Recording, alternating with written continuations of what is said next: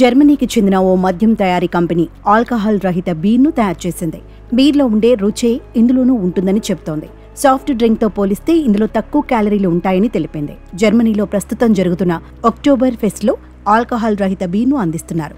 కార్ల్స్బర్గ్ ఆసియాలో ఆల్కహాలిక్ లేని beer market అభివృద్ధిపై ప్రత్యేక దృష్టి సారించి దాని అమ్మకాలను రెట్టింపు చేయడం కంటే ఎక్కువ లక్ష్యంతో ఆల్కహాలిక్ లేని బీర్ అభివృద్ధిని ప్రోత్సహిస్తుంది.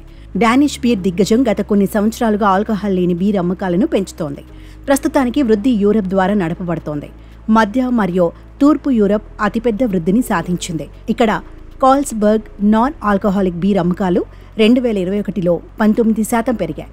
రష్యా ఇంకా ఉక్రెయిన్ కార్ల్స్బర్గ్ దేశాల్లో అతిపెద్ద నాన్ ఆల్కహాలిక్ బీర్ మార్కెట్లు ఇప్పుడు ఉన్నాయి. కార్ల్స్బర్గ్ ఆసియాలోని నాన్ ఆల్కహాలిక్ బీర్ మార్కెట్లో ఒక అవకాశాన్ని చూస్తోంది. ఇక్కడ కంపెనీ ఇటీవలి అనేక ఆల్కహాల్ లేని పానీయాలను ప్రారంభించింది. ఆల్కహాల్ లేని బీర్లపై వ్యాఖ్యానిస్తూ కార్ల్స్బర్గ్ సీఈఓ సీస్టీ హట్ ఇలా అన్నారు: తూర్పు ఐరోపాలో మా ఆల్కహాల్ రహిత బీర్ల పోర్ట్ఫోలియోను మరింత విస్తరింపచేస్తాం. ఆసియాలో కూడా ప్రారంభిస్తాం. బ్రాండ్ ఇమేజ్ సాధించడానికి మా బలమైన స్థానిక బలం బ్రాండ్లు. మా అంతర్జాతీయ ప్రీమియం బ్రాండ్లను ఉపయోగించుకుంటాం అంటూ చాలా కాన్ఫిడెంట్గా చెప్పారు.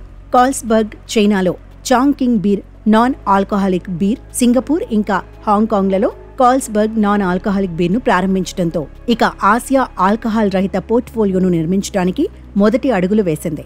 సింగపూర్ కార్ల్స్బర్గ్ నో ఆల్కహాల్ పియర్సన్ ఇంకా కార్ల్స్బర్గ్ నో ఆల్కహాల్ వీట్ బీర్లు, అటుపై 0.5% కంటే తక్కువ ఆల్కహాల్ను కలిగి ఉన్న బీర్లతో విభిన్న రుచి ప్రాధాన్యాలతో వినియోగదారులకు అందించడానికి కార్ల్స్బర్గ్ బ్రాండ్ కింద 2 ఆల్కహాల్ రహిత వెర్షన్లను ప్రారంభించింది.